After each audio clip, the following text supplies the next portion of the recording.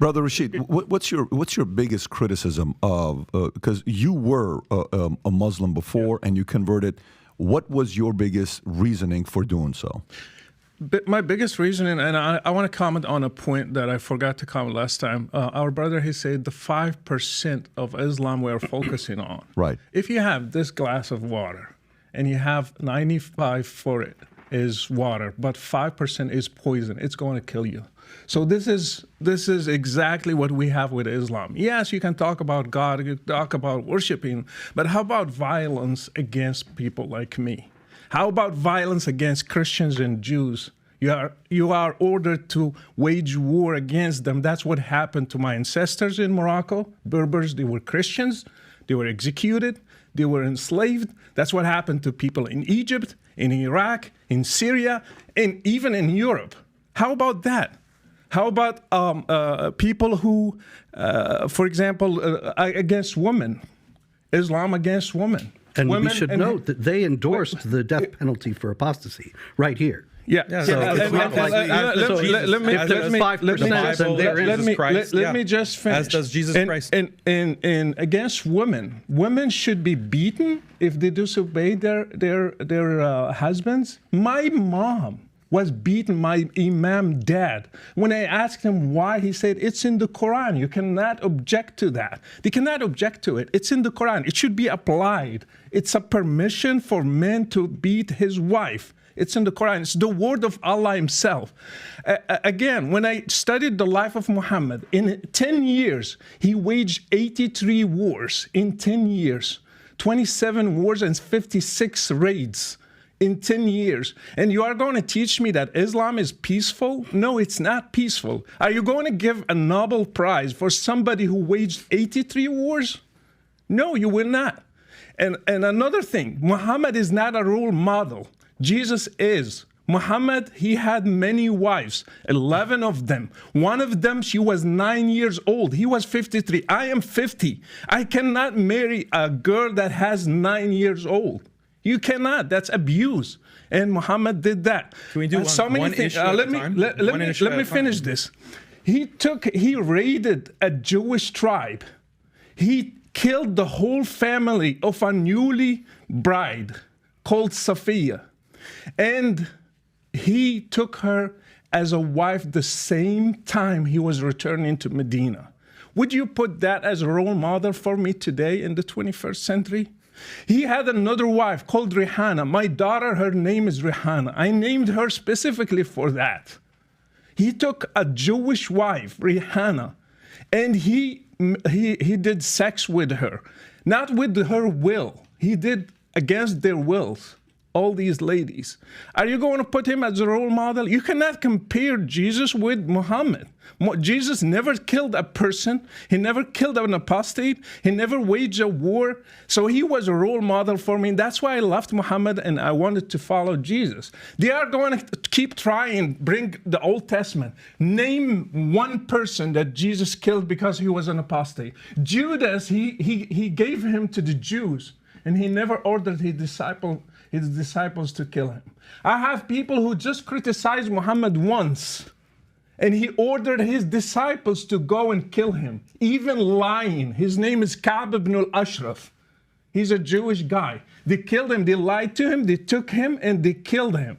He even encouraged a guy who was blind. He killed his wife. He had 2 kids, and he killed her. He came to the prayer and he said, Muhammad praised the guy for killing his own wife just because she criticized Muhammad. So these are the rules that they want to apply today. If we criticize Muhammad, we should be killed. Like what happened with Charlie Hebdo. Do you think those people, they just killed the people who drew the caricature for Muhammad just because like that? No, because it's written in Islam that they should kill people who criticize Muhammad. So Islam is a big problem. Even the 5% can kill whole humanity. Can I have a response? Sure. I haven't Please, spoken go in a for it, while. Jake. And I want to comment on what he said and also Robert's remark about us endorsing the punishment for apostasy. Yes, we do. Why? Because our claim is that we are actually faithful to our scriptures. You guys are not. You want to avoid the Old Testament, and I want to give you an analogy, Patrick, because you're a business guy. You have many businesses, okay? And you have policies that you have to put in place based on social interaction in the workplace and all that kind of stuff. Now, you may make amendments to those policies based on new data, new information, how things are actually going based on those things that you put in place.